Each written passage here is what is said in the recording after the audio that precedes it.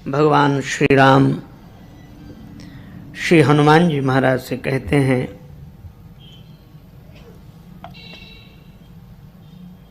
वह मेरा अनन्य सेवक है जिसकी बुद्धि में ऐसा अविचल निश्चय है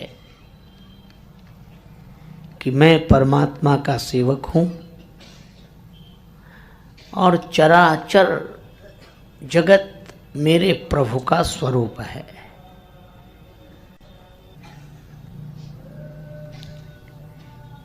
भिन्न भिन्न दृष्टिकोण से कही गई बात भी भिन्न भिन्न प्रतीत होती है, पर वह अलग अलग होती नहीं है। धर्म की दृष्टि है, भक्ति की दृष्टि है और ज्ञान की दृष्टि है। धर्म कहता है सब कुछ परमात्मा का है, धर्म की दृष्टि है सब कुछ परमात्मा का है। भक्ति कहती है सब में परमात्मा है,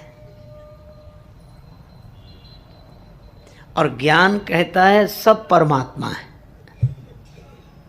अब बात तीन तरह की हुई, पर बात एक ही है। धर्म कहता है कि सब कुछ परमात्मा का है, भक्ति कहती है सब में परमात्मा है, ज्ञान कहता है सब परमात्मा है।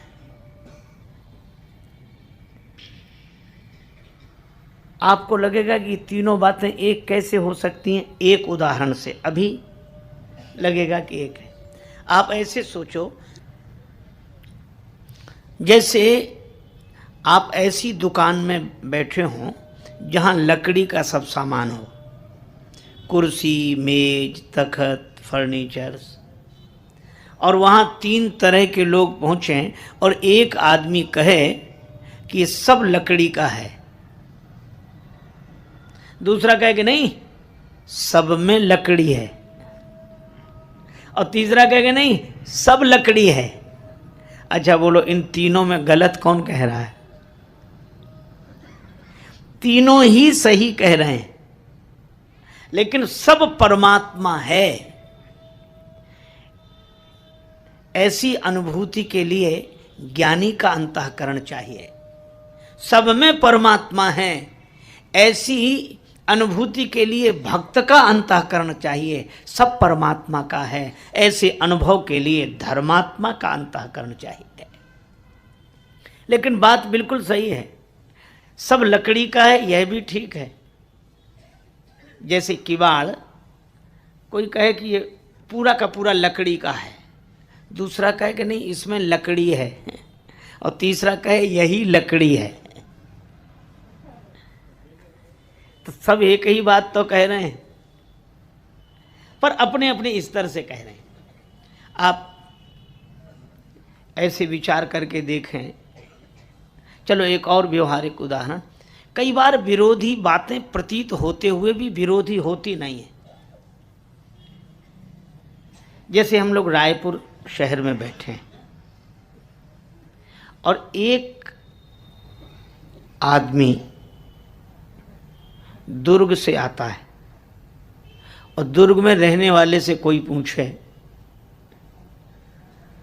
कि भाई रायपुर कहाँ है, किस दिशा में है, तो वह कहेगा पूर्व में। और कोई इधर से आ रहा हो, उससे पूछो कि रायपुर कहाँ है, वो कहेगा पश्चिम में। तो दोनों अलग अलग बात बोल रहे हैं, एक कह रहा पूर्व में है और एक कह रहा पश्चिम में है, तो दोनों सही बोल रहे हैं। अच्छा, अब रायपुर से पूछो कि तुम कहाँ हो, तुम पूर्व में हो कि पश्चिम में? वह कहता हम न पूर्व में हैं न पश्चिम में हैं। तुम जब यहाँ आ जाओगे तो पता लगेगा न पूर्व है न पश्चिम है, हम ही हम हैं। तो आपके लिए कुछ लोग कहते हैं कि तुम पूर्व में हो और कुछ लोग कहते हैं कि तुम पश्चिम में हो। तो रायपुर शहर यही कहेगा कि जो हमें पश्चिम से देखता है उसे हम पूर्व में दिखाई देते हैं, जो हमें पूर्व से देखता है उसे हम पश्चिम में दिखाई देते हैं, पर ना हम पूर्व में हैं ना पश्चिम में हैं, हम तो अपनी जगह हैं। इसी तरह परमात्मा हैं, जब कोई भक्ति की दृष्टि से देखता है तो उसे साकार दिखाई देते हैं, और जब कोई ज्ञान की दृष्टि से देखता है तो उसे निराकार दिखाई देते हैं। पर परमात्मा अपने आप में ज्यों के त्यों हैं। ये सब कहने की बातें हैं कि वो यहाँ तक है या वहाँ तक है, असर उसका वहाँ तक है, नज़र जिसकी जहाँ तक है। इसलिए सब लोग ठीक बोल रहे हैं। इसलिए कौन क्या बोल रहा है इस वाक्य पर ध्यान न दें, इस पर ध्यान दें कि कौन कहाँ से बोल रहा है।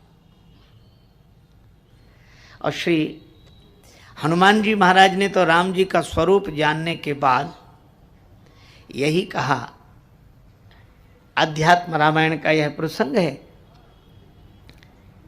प्रभु राम जी के स्वरूप को हनुमान जी जानना चाहते हैं।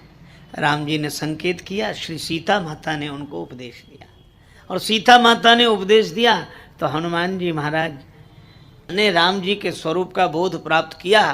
तो प्रभु ने कहा, पवन पुत्र क्या जाना? हनुमान जी ने कहा कि प्रभु हमारे आपके 3 तरह के संबंध हैं। देह दृष्टया त्वदासो हम, जीव दृष्टया त्वदंशकः, वस्तुतस्तु त्वमेवा हम इति में निश्चितः मते ही। वे कहते हैं कि देह में बैठकर जब मैं बोलता हूँ, देह होकर जब मैं बैठता हूँ तो आपका दास हूँ, और जीव होकर जब मैं देखता हूँ तो मैं आपका अंश हूँ, और आत्म रूप से जब देखता हूँ तो मैं आपका स्वरूप हूँ। बस बातें 3 अलग अलग भले ही हैं, लेकिन ये 3 तरह की प्रतीत इसलिए हो रही है कि कौन किस भाव में बैठकर बोल रहा है। और इसीलिए तुलसीदास जी महाराज जब जीव भाव में रहते हैं, तू दयालु दीन हो, तू दानी हो भिखारी, मैं तो आपका दास हूँ प्रभु। देह दृष्टि से दास हूँ, जीव दृष्टि से अंश हूँ। और भगवान शंकराचार्य जी भी भक्ति परक ऐसे स्तोत्र लिखते हैं, पर वो देह भाव में, वो जीव भाव में। और जब वे आत्म भाव में होते हैं तो वे ही कहते हैं मनोबुद्धि अहंकार चित्तानि नाहम, और अंत में कहते हैं चिदानंद रूप शिवोहम शिवोहम। तो इसमें अंतःकरण की बनावट पर निर्भर करता है। और इसीलिए एक गंभीर बात है, संत जन कहते हैं कि किसी भी प्राणी पदार्थ की प्राप्ति भले ही अप्राप्त की प्राप्ति हो, परंतु परमात्मा की प्राप्ति प्राप्त की प्राप्ति है। परमात्मा की प्राप्ति प्राप्त की प्राप्ति है। अच्छा ऐसे देखो, आप बेचैन हो अपना चेहरा देखने के लिए तो दर्पण चाहिए, और दर्पण साफ सुथरा चाहिए। तो आप विचार करें, जैसे ही आप दर्पण में चेहरा देखते हैं तो कहते अब मिल गया, तो देखने को मिल गया, पर मिला हुआ पहले से ही था कि नहीं? अच्छा एक बड़ी विडंबना है, हम लोग करें भी तो क्या करें। दर्पण में चेहरा देखने के अलावा और कोई उपाय नहीं है चेहरा देखने का, पर विडंबना यह है कि जहां दिखता है वहां होता नहीं है, और जहां होता है वहां दिखता नहीं है। दर्पण की आवश्यकता पड़ेगी। अच्छा चलो एक बात और सोचो, जो दर्पण में देखता है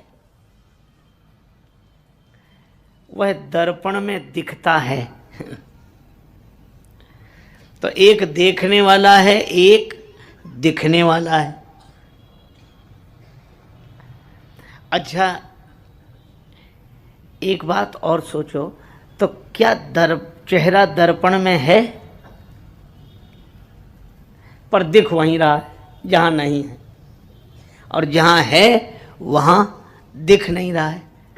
तो 2 चीज चाहिए, क्या? एक तो अंतःकरण, जैसे दर्पण निर्मल हो, साफ सुथरा हो, और आंख ठीक हो। दर्पण साफ सुथरा हो और आंख ठीक हो। लेकिन एक तीसरी भी विडंबना है। क्या? एक चिड़िया बैठी थी दर्पण पर, वो बार बार चोंच का प्रहार कर रही। तो चिड़िया की आंख भी ठीक है, दर्पण भी साफ है, लेकिन चिड़िया यह समझती है कि यह दूसरी है, इसलिए वो चंचु का प्रहार कर रही है। तो इसका अर्थ क्या है कि 3 दोष हैं, मल, विक्षेप और आवरण। तो मल की निवृत्ति हो गई, विक्षेप की निवृत्ति हो गई, पर अगर आवरण रह जाए तो भी यह भ्रम बना रहता है, देखते हुए भी नहीं दिखता कि यह मैं ही हूं। अब यही अंतःकरण की निर्मलता है। अंतःकरण में दोष है, मल का दोष है, विक्षेप का दोष है। मल कहते हैं असत कुसंग बस किए गए असत कर्मों का संचित संस्कार, बार बार उधर ले जाता है, इसलिए उसको पाप कहते हैं। पाप की प्रवृत्ति होती है उधर। भगवान कहते हैं पापवंत कर सहज सुभाऊ, पापवंत कर सहज सुभाऊ, भजन मोर ते ही भावना ताऊ।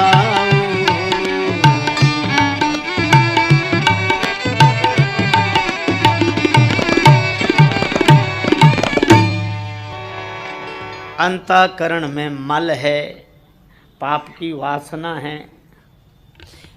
आप कहेंगे पाप की वासना, ऐसे समझ लो जैसे किसी को बुखार आ जाए और आकर चला जाए, तो बुखार तो चला गया, पर बुखार जाते जाते जो मुख खराब कर गया है, जो मुंह में कड़वाहट है, तो अभी भी मीठी चीज मीठी नहीं लगती। तो बुखार तो उतर गया, लेकिन उसका ये संस्कार। इसी तरह पाप तो करने के बाद मिट गया, प्रायश्चित कर लिया, लेकिन उसका जो संस्कार है वह परेशान करता है। जैसे किसी कटोरी में प्याज रखे कोई, और कटोरी में से प्याज हटा ले, तो प्याज तो हट गई, पर उसकी जो गंध है वह बनी रहती है। इसी तरह पाप उतना परेशान नहीं करता जितनी पाप के कारण शेष रह जाने वाली वासना परेशान करती है, संस्कार। और दूसरा है विक्षेप। विक्षेप है चंचलता, शांत नहीं है मन, इधर जाता है उधर जाता है, इधर जाता है उधर जाता है। ये 2 दोष बड़े प्रबल हैं। और तीसरा है आवरण। आवरण कहते हैं अज्ञान को, पर्दा पड़ा हो, आवरण। और भगवान श्री राम क्या कहते हैं? भाई एक शर्त है, क्या?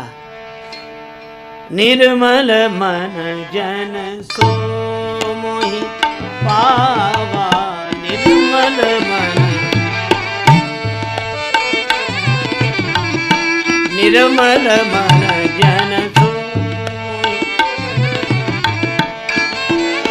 मोहि कपट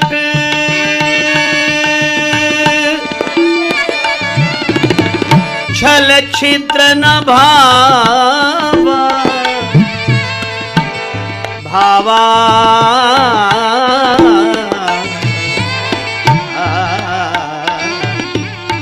निर्मल मन जन सो सो सो पावा, निर्मल मन जन।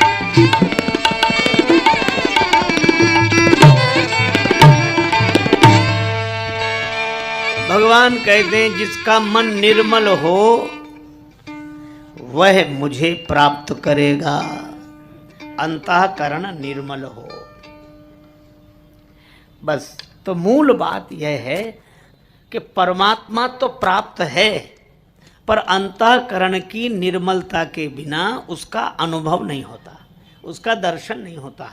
जैसे चेहरा तो है, पर साफ सुथरा दर्पण मिले बिना चेहरे का दर्शन नहीं होता। चेहरा आता जाता नहीं है, पर दर्पण के बिना दिखाई नहीं पड़ता, और दर्पण निर्मल होना चाहिए, बस यही बात है। तो बुद्धि है दर्पण, ये बुद्धि हो निर्मल और आँख हो श्रद्धा की, श्रद्धावान लभते ज्ञानम। लेकिन यह हो कैसे, अंतःकरण निर्मल हो कैसे? इसके लिए बहुत से उपाय बताए गए। मन निर्मल करने का यह उपाय, यह उपाय, यह। पर इस युग में भगवान श्री राम कृष्ण देव का संदेश है कि अंतःकरण की शुद्धि प्राप्त करने के लिए, अंतःकरण की निर्मलता प्राप्त करने के लिए इस युग में सेवा ही सर्वोत्तम साधन है। परमात्म भाव से, शिव ज्ञान से जीव सेवा करने से ही अंतःकरण की पवित्रता प्राप्त होती है। और देखो, मैं आपसे निवेदन करूं, परमात्मा को प्राप्त नहीं करना है, अंतःकरण की निर्मलता प्राप्त करना है। परमात्मा तो प्राप्त है ही, चेहरे को प्राप्त नहीं करना, चेहरा तो मिला ही हुआ है। अच्छा, चेहरा कब से मिला है? जब से आप हैं तब से। ऐसा तो नहीं है कि आप पहले आ गए हो, चेहरा बाद में आया हो, और रहेगा जब तक आप हैं तब तक। अरे आपके साथ ही है, सदा साथ है। तो जैसे चेहरा सदा साथ है पर दर्पण के बिना दिखता नहीं है, इसी तरह परमात्मा सदा साथ है पर मन की निर्मलता के बिना दिखता नहीं है। इतनी सी बात है। और जब से हम हैं तब से चेहरा, जब से हम हैं तब से परमात्मा संग है, प्रभु संग है। ये बात अलग है कि बातों में भी हम बातें सुन लेते, समझ लेते, लगता है कि दिखने लगा हमें। यह और बीमारी है। किसी को न दिखे तब तो ठीक है, लेकिन एक बात आप सोचना जरा ध्यान से कि एक आदमी तो वो है जिसने अपना चेहरा आज तक देखा ही नहीं है, और दूसरा वो है जिसने दर्पण में देख लिया है अपना चेहरा, है ना। तो श्रेष्ठ कौन माना जाएगा? जिसने देख लिया है। लेकिन एक समस्या है, क्या? दर्पण में देखने वाले ने एक भूल कर दी। क्या? उसने दर्पण में दिखने वाले चेहरे को ही सही मान लिया कि भाई यही है, यही है। तो इससे तो वही अच्छा था जिसने नहीं देखा, क्योंकि यह तो गलत को सही मान रहा है, यह ज्ञान के नाम पर अज्ञान लिए घूम रहा है। अरे बुद्धि में, जैसे दर्पण में दिखा हुआ चेहरा दर्पण में प्राप्त नहीं होता, इसी तरह बुद्धि में दिखा हुआ परमात्मा बुद्धि में नहीं मिलता, वह तो बुद्धि से परे है, और उसकी प्राप्ति तो अंतःकरण की निर्मलता में होती है, और निर्मलता की प्राप्ति सेवा से होती है। यह उपाय है। और हम लोग न सेवा करें, न कुछ करें, न साधना करें, न बस बातें करते। एक गुरुजी का एक चेला था, सो गुरुजी ने समझाया कि बेटा तुम भी ब्रह्म, यह भी था। सो गुरुजी ने समझाया कि बेटा तुम भी ब्रह्म, यह भी ब्रह्म, सब सर्वम खलविदम ब्रह्म। तो गुरुजी ने ठीक समझाया। बेटे ने, चेले ने सोचा कि समझ गए। कुछ चेले होते ही समझने के बाद उन्हें गुरुजी ना समझ लगने लगते हैं। कहते अब गुरुजी क्या जरूरत, मौका लगे तो गुरुजी को ही समझा दें, और जहां जाए वो इसके अलावा कोई बात ना करे। मैं भी ब्रह्म, तुम भी ब्रह्म, सब ब्रह्म, सब ब्रह्म। और बड़े अकड़ अकड़ के बोले, मैं भी ब्रह्म, तुम भी ब्रह्म, सब। एक बार जा रहे थे ब्रह्मज्ञानी जी, उनका नाम हो गया था ब्रह्मज्ञानी जी। राजा का हाथी बिगड़ गया। महावत चिल्ला चिल्ला के कह रहा था, सामने से हट जाओ, जो जहां हो वहां से हट जाओ, हाथी हमारे कंट्रोल में नहीं है, तुम्हारा कुछ बिगड़ जाए तो हम जिम्मेवार नहीं हैं। वो चिल्ला चिल्ला के कह रहा था। ब्रह्मज्ञानी जी 2-4 लोगों के बीच में थे। लोगों ने कहा कि चलो महाराज चलो। अरे बोले कहाँ? आना जाना कहाँ है, सब जगह ब्रह्म है। अरे कहा महाराज, वो महावत कह रहा चिल्ला चिल्ला के हाथी। इतने दिन हो गए सत्संग करते, अभी भी तुम्हें हाथी में ब्रह्म नहीं दिखाई दे रहा है? तुम्हारी दृष्टि में हाथी है, तुम जाओ, हमारी दृष्टि में तो ब्रह्म है। हम भी ब्रह्म, हाथी भी ब्रह्म। ब्रह्म दो है नहीं, तो जब दो है नहीं तो ब्रह्म ब्रह्म को मारेगा कैसे, मिटाएगा कैसे? लोगों ने कहा कि महाराज बाद में करना, ये प्रवचन अभी चलाओ, ये व्याख्यान बाद में करना। बोले नहीं, हम कोई कमजोर ज्ञानी है, सच्चे ज्ञानी। खड़ा रहा वो, सब तो भाग गए, वही खड़ा अकड़ा। हाथी आया, महावत फिर चिल्लाया हट जा, वो ना मैं हटूं। हाथी आया, सूंड में लपेटा उसने ब्रह्मज्ञानी जी को, ऐसे दूर फेंका। वो तो गुरु जी की कृपा थी तो बच गए, ने हाथी ने पांव ही नहीं रखा छाती पर, दूर गिरे, हड्डियां दो चार टूटी। गुरु जी को पता लगा तो देखने गए कि बेटा तुम्हारी यह दुर्दशा किस कुसंग से हुई है? बोले महाराज कुसंग से नहीं, सत्संग से, आपके ज्ञान से। गुरु जी बोले हमने क्या ज्ञान दिया है? आप ही कहते थे सर्वम खलविदम ब्रह्म, तुम भी ब्रह्म, यह भी ब्रह्म, वह भी ब्रह्म, तो मैं भी ब्रह्म, हाथी भी ब्रह्म। तो जब ब्रह्म ब्रह्म को देख रहा था तो ब्रह्म ने ब्रह्म को उठाकर क्यों फेंक दिया? इसलिए आपका ज्ञान झूठा। गुरु जी बोले ज्ञान तो सच्चा है, तुम्हारी समझ सच्ची नहीं है। कैसे? कहा हमने यह कहा था कि सब में ब्रह्म देखना। बोले हाँ यह तो कहा था। तो कहा तुमने हाथी में ब्रह्म देखा? बोले हाँ। और कहा उसके ऊपर जो महावत बैठा था वो चिल्ला कर कह रहा था हट जाओ हट जाओ हट जाओ। उस महावत में ब्रह्म नहीं था। बोले क्या मतलब? गुरुजी ने कहा कि सब में ब्रह्म है तो महावत में भी ब्रह्म था, और महावत ने मना किया कि हट जाओ तो माने नहीं। तो हाथी में ब्रह्म तो देखते रहे, महावत में ब्रह्म नहीं देखा। तो सीधी सी बात है, जब ब्रह्म ने ब्रह्म की नहीं मानी तो ब्रह्म ने ब्रह्म को उठाकर फेंक दिया। इसमें क्या क्या?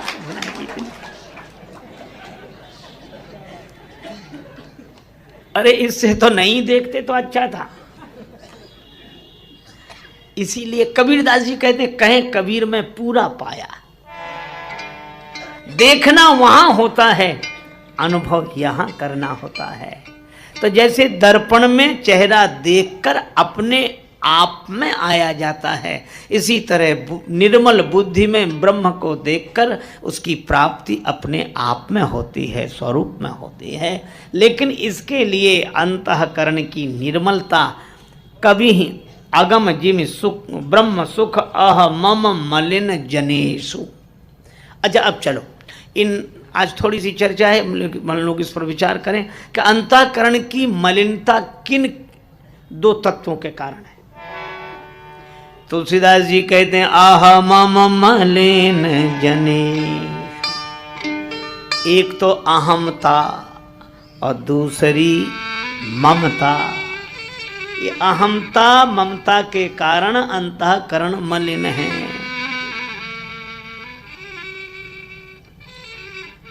ये मिटे कैसे? कितनी सुंदर बात कही गई। ना अहमता ना ममता। अहमता कब मिटेगी?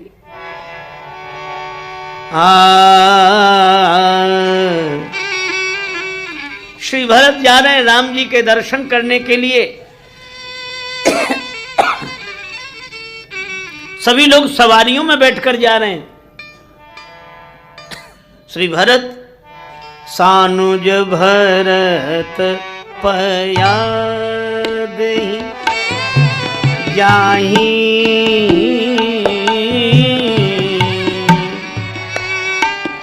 भरत पया दही पया देही जाही, भरत पया सानुज भरत पया। सब सवारियों में बैठकर जा रहे हैं, भरत जी पैदल पैदल जा रहे हैं। कोतल संग जाहि डुरी आए। एक ने कहा, सेवक ने, घोड़े पर बैठे, पैदल न चलें। और जैसे ही यह कहा, भरत जी आप पैदल न चलें, घोड़े पर बैठकर चलें। आंखों में आंसू भर आए श्री भरत जी के। यह वही मार्ग है। राम पया देही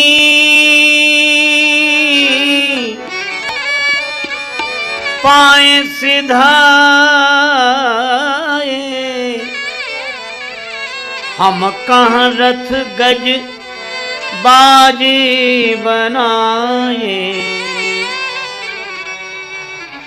राम जी इस रास्ते से पैदल पैदल गए, निरावरण चरण नंगे पांव, और हम रथ में बैठकर जाएं, घोड़े पर बैठकर जाएं, हाथी पर बैठकर जाएं। तुम ठीक कहते हो, घोड़े पर मुझे नहीं बैठना चाहिए। फिर सिर भर जाऊं उचित असमोरा, सिर भर जाऊं उचित,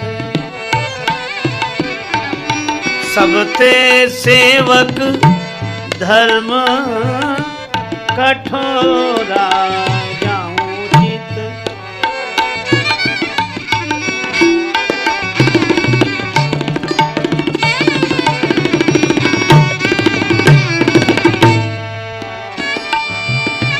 सिर भर जाऊं उचित उचित उचित, सिर भर जाऊं, सिर भर जाऊं उचित, सिर भर जाऊं, सिर भर जाऊं उचित। श्री भरत जी कहते हैं मुझे सिर के बल चलकर जाना चाहिए, बैठ अश्व पर जाऊं मैं पैदल के रघुनाथ, जहां स्वामी के पग परे तहां सेवक को माथ। अब ये देखो, भरत जी में अहंकार है क्या, अहमता है क्या? कब चली गई अहमता? जैसे ही यह निश्चय हुआ मैं सेवक, जैसे ही हमारे मन में सेवक होने की वृत्ति आएगी तो अहंकार सहज गलने लगेगा। निरभिमानता हमें सेवक बनाती है, अहंकार हमें मालिक बनाता है। इसलिए अहंकार की मांग मालिक होने की है और निरभिमानता की मांग सेवक होने की है। वैसे ही अहमता नहीं मिटने वाली, पर सेवक होते ही। लेकिन मैं फिर एक आपसे निवेदन कर दूं, सेवक बनना अलग बात है, सेवक होना अलग बात है। हम सेवक बने हैं कि हैं? ऐसे सब कहते हम आपके सेवक, हम आपके सेवक, आपकी सेवा के लिए। एक सज्जन थे, उनको अपने को दास कहने की आदत पड़ गई थी, पर वो आदत थी, हार्दिकता नहीं थी। वो अपने को दास समझते ही नहीं थे, लेकिन कहते दास ही थे। सच्ची घटना है, तो जब वो बोलते तो ऐसे ही बोलते, हुजूर गरी परवर, पुराने आदमी, हुजूर गरी परवर दास हाजिर है, कहिए दास क्या सेवा करे। हुजूर गरी परवर दास हाजिर है। लोग कहते भाई बड़े विनम्र हैं, पर उनको आदत पड़ी हुई थी। एक दिन उनके किसी बड़े अधिकारी से उनका झगड़ा हो गया, जहां वो नौकरी करते थे। झगड़ा हो गया तो क्रोध आ गया इनको भी, तो क्रोध में भी अपने को दास कहते थे।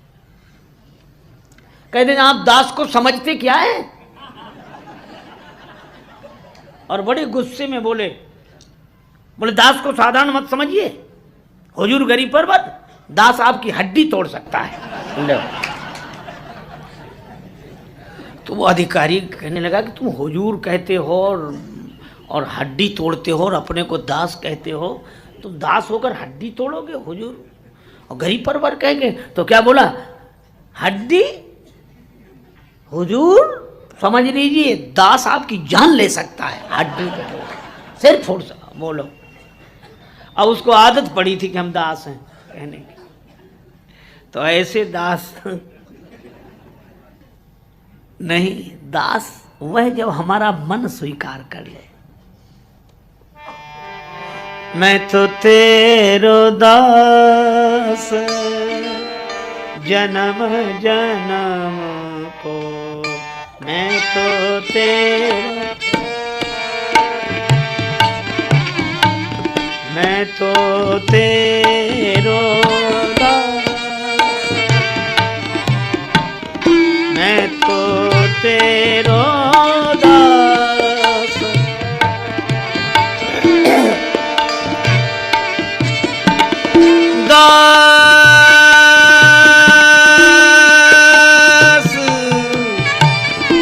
दास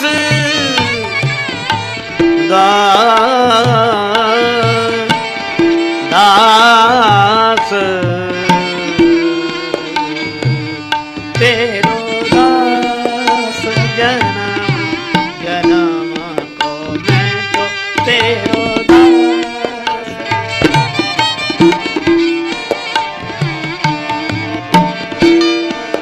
दास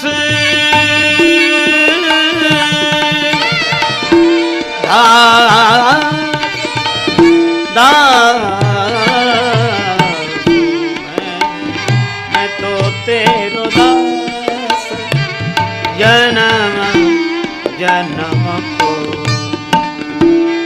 तेरो दा तेरो दा तेरो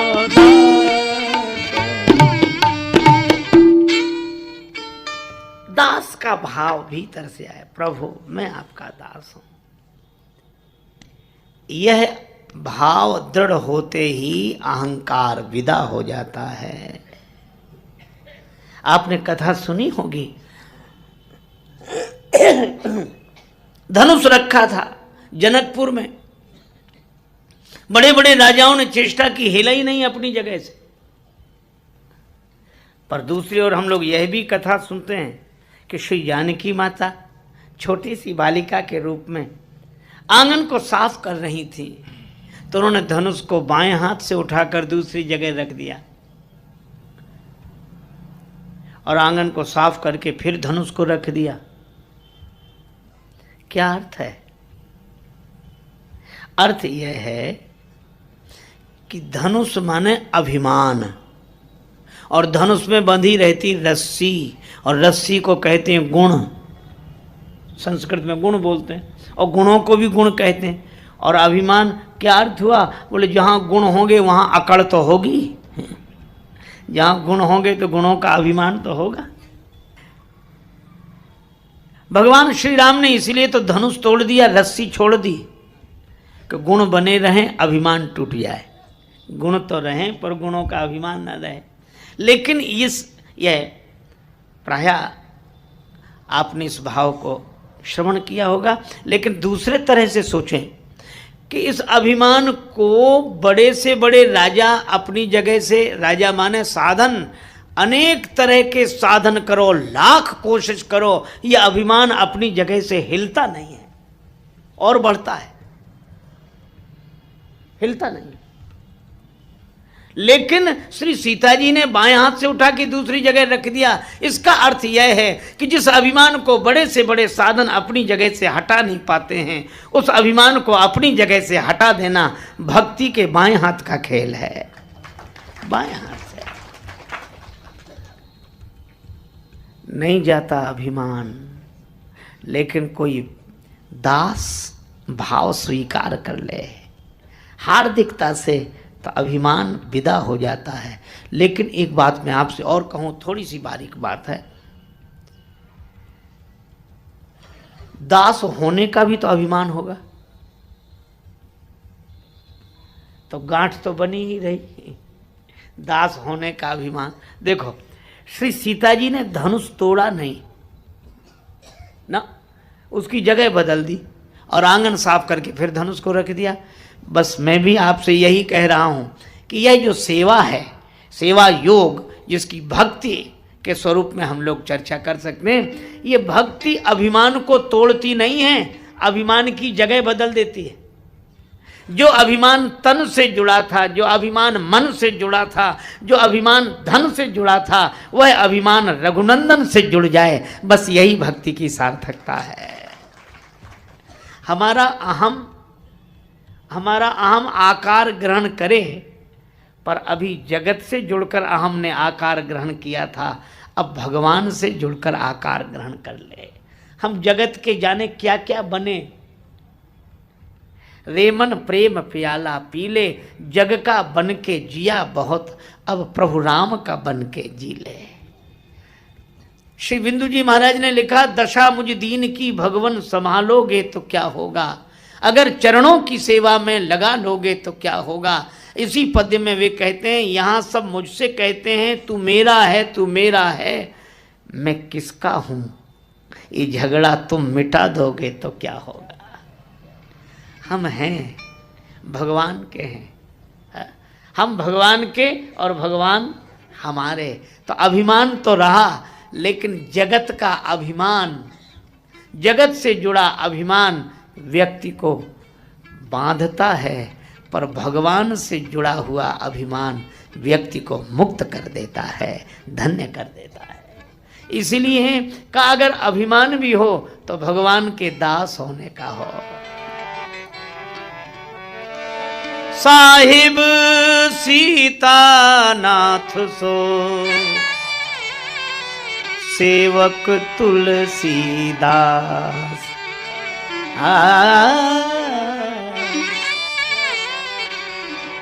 और जो भगवान का दास है, भगवान का भक्त है, वह अहंकार से मुक्त है।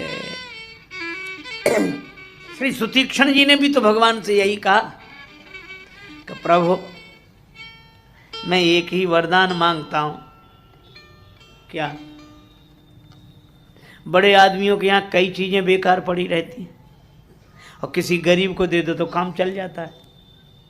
धनियों के यहाँ बहुत सी चीजें बेकार पड़ी रहती। गरीब कहता है कि तुम 10 जोड़े जूते रखे हो, अरे 1 जोड़ा हमको ही दे दो, अरे 1 जोड़ा हमको ही दे दो। तो लोग कहते अच्छा ले जाओ ले जाओ। भगवान से सुतीक्षण जी ने कहा कि आपसे तो बड़ा कोई होगा नहीं, आपके यहाँ भी एक चीज पड़ी है बेकार, प्रयोग करते नहीं हो, हमें दे दो। भगवान बोले कौन सी चीज हमारे यहाँ बेकार पड़ी है? सुतीक्षण जी ने कहा कि प्रभु आप अभिमान का प्रयोग तो करते नहीं हो, तो ये अभिमान बेकार ही पड़ा है, तो हमें दे दो। यही प्रार्थना कर रहे हैं। भगवान ने मुस्कुरा कर कहा कि वो तो ठीक है, लेकिन चीज उसे दी जाती है जिसके पास ना हो, तो तुम्हारे पास अभिमान नहीं है जो हम दें।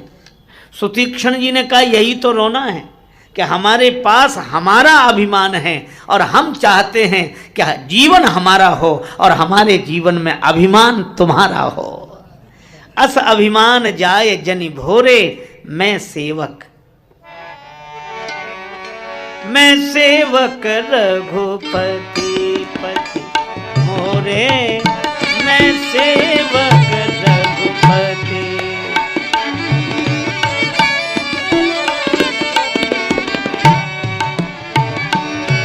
रघुपति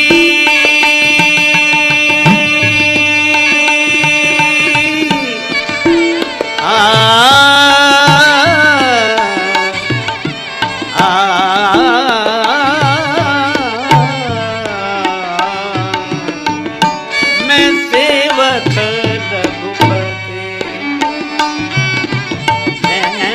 सेवक रघुपति, सेवक रघुपति, सेवक रघुपति। अंतःकरण का सबसे प्रबल दोष है अहंकार, अहमता। अहम मम मलिन जनेषु, जनेषु कहते हैं अंतःकरण को। एक तो अहमता, तो इस अहम का आकार बदल जाए। भरत जी कहते हैं सिर भरी जाऊं उचित अस मोरा, सबते सेवक धर्म कठोरा। मैं राम जी का सेवक हूं, मैं राम जी का दास हूं। ऐसे भाव को हार्दिकता से जब कोई अपने जीवन में उतार लेता है तो अहमता से मुक्ति मिलने शुरू हो जाती है, मुक्ति। लेकिन अब फिर प्रश्न एक है, क्या हम भगवान के सेवक हैं? ये अहमता आई तो फिर पता लगाओ कि भगवान कहाँ हैं। भाई सेवा करने भी तो हम लोग वहीं जाएंगे जहाँ होंगे।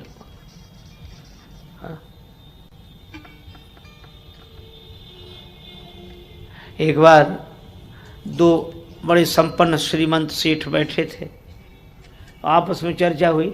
एक बोला हमारा नौकर बड़ा मूर्ख है, दूसरा बोला हमारे नौकर से ज़्यादा मूर्ख नहीं हो सकता। तो पहले वाला बोला नमूना देखोगे? हाँ। उसने अरे इधर आओ, बुलाया, 10 रुपये दिए, जाओ बाजार से टेलीविज़न ले आओ 10 रुपये में। और वो 10 रुपये लेके चला गया टेलीविज़न लेने। उसने अपने मित्र का देखा इसका, ये 10 रुपये में टेलीविज़न लेने जा रहा है।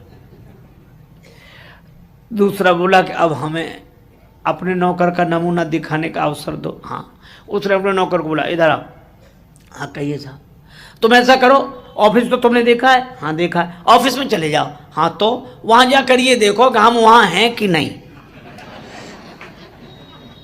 और दूसरा भी चला गया।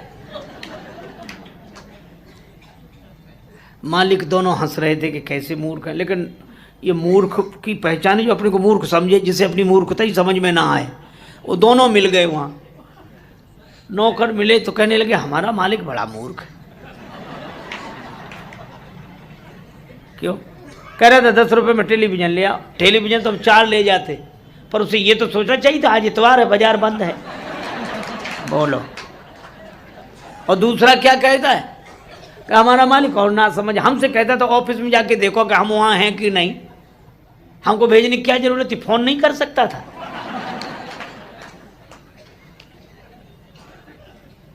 दोनों ही नहीं समझ रहे। सबसे बड़ी नासमझी हमारी यही है कि भगवान के हम भक्त बनते हैं, भगवान के हम सेवक बनते हैं, लेकिन भगवान कहाँ है? उस असीम को भी ससीम कर लेते हैं, असीम को भी ससीम। ये भगवान यहाँ है, इतने ही हैं। पर तुलसीदास जी कहते हैं अगर भगवान के भक्त हो तो सिया राम मैं सब जग ज्ञानी, सिया राम मैं सब जग ज्ञानी, करहूँ प्रणाम जोरे जुग पानी, करहूँ प्रणाम।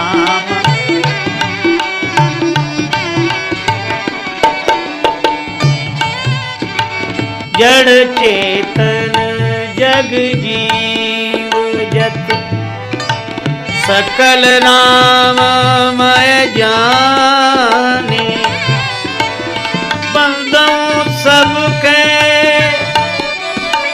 पद कमल, सदा जोरी जुग पानी, करहूँ प्रणाम जोरी जुग पानी।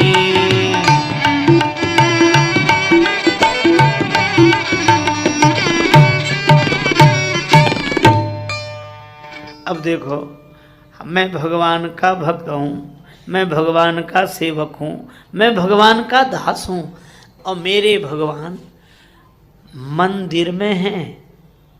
और मंदिर में ही नहीं, मन के अंदर भी हैं। और वे ही भगवान हर एक प्राणी के मन में विराजमान हैं, सर्वत्र हैं। सिया राम मैं सब जग जानी। अच्छा, सब जग सुनो, मुश्किल यही है कि हम कहते थे सब जग जाने, लेकिन जो सब में देखना शुरू करते वे मंदिर में नहीं जाते। वे क्या कहते, मंदिर जाने की क्या जरूरत, भगवान कहाँ नहीं है, सब जगह यहाँ है। अच्छा, इनसे पूछो कि सब जगह तो केवल मंदिर में ही नहीं है।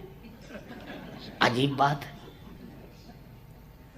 वो समझते हैं कि मंदिर में जाना प्राइमरी क्लास वालों का काम है, शुरुआत के लिए ठीक है, वो लोग जाते हैं। हाँ ठीक है, करो करो करो करो। हमें तो मिल गया, कहाँ मिल गया? यहीं मिल गया, बड़ा अच्छा है, यहाँ मिल गया, सब में मिल गया। तो सबसे मंदिर अलग है क्या? अद्भुत बात है कि सब में स्वीकार करने वाले मंदिर में पूरी हार्दिकता से नहीं जाते, और जो मंदिर में जाते हैं वो बाहर स्वीकार नहीं करते कि भगवान बाहर भी हो सकते हैं। लेकिन सही बात यह है कि हमारे संतजन सदग्रंथ सब बार बार यह कह रहे हैं, सर्वम ईशावास्य मिदम सर्वम इदम सर्वम ईशावास्य, सब जगह। पर हम वैसे ही ब्रह्मज्ञानी हैं कि हमें हाथी में ब्रह्म दिखता, महावत में नहीं दिखता। इसलिए भाई जो भगवान का सेवक होगा, आहा,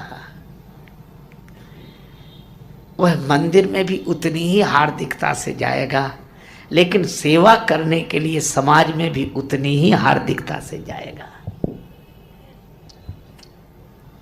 हे भगवान, सब जगह आप हैं, सब रूपों में आप हैं, और मैं आपसे कहता हूं, एक घटना सुनाऊं, सच्ची घटना है। किसी गांव में, गांव से बाहर एक मंदिर था, भगवान श्री कृष्ण का मंदिर था। गांव से बाहर होने के कारण वहां के ठाकुर का नाम था बिपिन बिहारी। ठाकुर बिपिन बिहारी, वन में मंदिर होने से बिपिन बिहारी। वहां एक पुजारी जी थे और उनकी सहधर्मणी का नाम सुमति कुमारी। पुजारी जी सपत्नीक मंदिर में रहते। गांव के लोग समय समय पर पूजा आरती में सम्मिलित होते, मंदिर में प्रणाम करके आते। यह नियम नित्य का था। बरसात के दिन थे, जो मंदिर के पास में थोड़ी दूर पर नदी थी, छोटी सी नदी थी, पर वर्षा में उसमें भी जल पूरे वेग के साथ बहता। नदी के उस पार वन प्रांत में एकांत में एक विरक्त संत वयोवृद्ध कुटिया बनाकर निवास करते थे। कभी कभी वो भी मंदिर में भगवान का दर्शन करने आते थे, वृद्ध थे।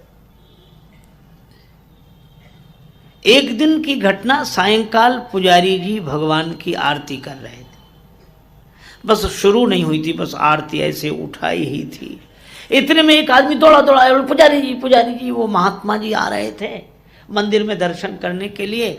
वो बरसात के कारण जो मिट्टी का पुल बना हुआ था उसमें गड्ढा हो गया है और वो गड्ढे में गिर गए, निकल नहीं पा रहे हैं। पुजारी जी ने जो सुना, आरती वहीं रख दी, पूजा छोड़ दी, मंदिर से बाहर आ गए। लोगों ने कहा कैसे पागल आदमी, अरे उनको निकाल लेते बाद में, अभी ये क्या तमाशा, ये बड़ा पागल आदमी है। और ये पर पुजारी ने नहीं सुनी किसी की, चला गया। महात्मा जी को निकाला, उनको सेवा की आवश्यकता थी। वयोवृद्ध, जगह जगह शरीर छिल गया था गड्ढे में गिरने से, कीचड़ में कपड़े हो गए थे। अपने कंधे पर बिठा कर ले आए, उनको स्नान कराया, कपड़े नए पहनने को लिए दिए, सेवा करके उनको व्यवस्थित किया। भक्त लोग तो नाराज होके चले गए, काहे का पुजारी, ऐसे ही होते हैं पुजारी, ये देखो। पर पुजारी ने कोई परवाह नहीं की। अब उसने आरती उठाई, भगवान की आरती की, भोग लगाया, शयन कराया, संत की सेवा की। संत बड़े प्रसन्न हुए, पुजारी जी अब मैं जा रहा हूं, शरद पूर्णिमा के दिन फिर आऊंगा। संत जी तो चले गए। शरद पूर्णिमा के एक दिन पहले पुजारी जी ने अपनी पत्नी सुमति कुमारी से कहा कि नदी के मिट्टी के कच्चे पुल पर जो गड्ढा हो गया है उसको हम लोग मिट्टी से पूर दें, तो संत आएंगे, फिर उनको कोई कठिनाई ना हो और किसी और को भी कठिनाई ना हो। लेकिन एक बात है, क्या ये सेवा हम स्वयं करेंगे, हम तुम मिलकर करेंगे। सेवा से ही सर्वेश्वर की प्राप्ति होती है। संत की सेवा, वृद्ध की सेवा, चले गए। अब पुजारी जी ने तो कुदाल ली तो मिट्टी खोदने लगे। सुमति कुमारी ने टोकनी सिर पर रखी, 2 टोकनी थी, एक सिर पर रखकर सुमति कुमारी लेकर जाती, गड्ढे में मिट्टी डालती, तब तक दूसरी टोकनी में पुजारी जी मिट्टी भर देते। ये खाली टोकनी रखती, फिर सिर पर रखकर भरी टोकनी लाकर मिट्टी डालती। पुजारी जी भगवान का कीर्तन भी करते जाते थे, नाम से भगवान का नाम लेते और सेवा, भगवान की सेवा हो रही है, आज भगवान की सेवा हो रही। पत्नी से बोले तुम भी कीर्तन करो। पत्नी भी कीर्तन करती जाती। हरे कृष्ण कृष्ण कृष्ण हरे